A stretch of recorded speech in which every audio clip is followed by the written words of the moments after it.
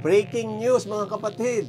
Matapos tanggihan ng International Criminal Court ang hiling ng pansamantalang kalayaan ni dating Pangulong Rodrigo Duterte, biglang nagsalita si Attorney Harry Roque mula sa Netherlands. Nag-iimpake na raw siya at handa nang umuwi ng Pilipinas. Pero teka lang, Attorney Roque, handa ka na rin bang harapin ang mga kasong naghihintay sa iyo dito sa sariling bayan?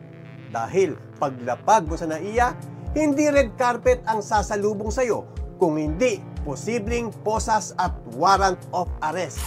Matatandaan umalis si Roque noong September 2024. Walang record ng departure sa Bureau of Immigration. Ibig sabihin, dumaan sa backdoor.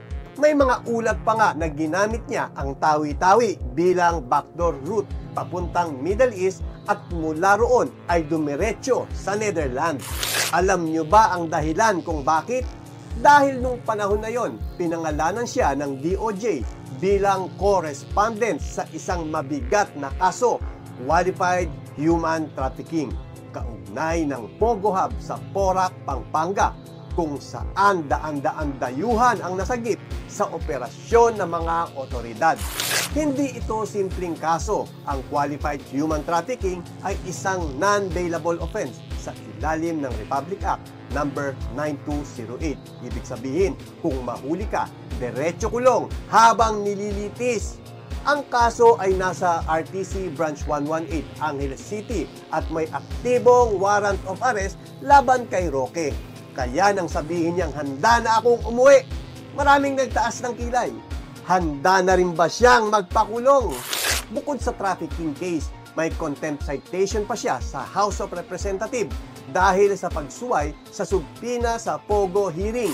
May mga investigasyon din ang COA at AMLAC hinggil sa biglaan paglobo ng kanyang yaman habang nasa gobyerno. At ang DOJ nakaabang para kanselahin ang kanyang pasaporte at maglabas ng immigration hold order. Kumbaga, paglapag ni Roque, sarado ang lahat ng exit. Habang nasa Netherlands, sinubukan ni Roque na humingi ng asylum.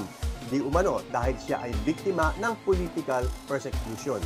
Pero ayon sa mga ulat, tinanggihan ito ng Dutch government at inilipat sa Germany at nag-viral ang tinatawag na Humba Incident. Isang mahinitan sagutan sa gitna ng mga Duterte supporters. Lalo lang pinagpatibay ang imahe na wala na siyang kakampi.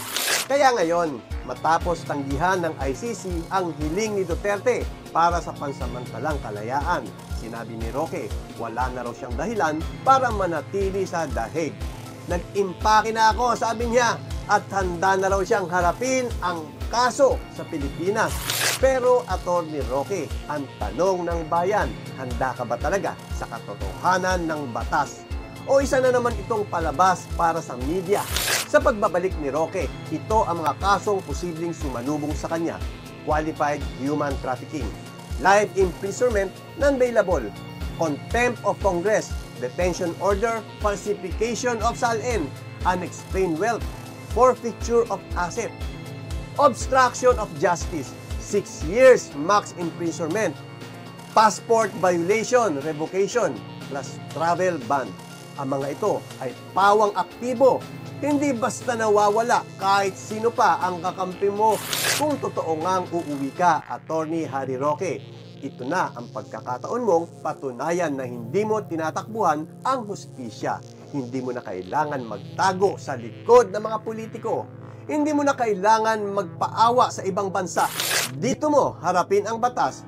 Dito ka rin huhusgahan ng taong bayan. At gaya ng sinasabi ng mga Pilipino, ang matino, walang tinatago. Ang may sala, laging nagpapalusot. Kaya sa pagbabalik mo, handa ka na ba? O mag-iimpake ka ulit, paalis?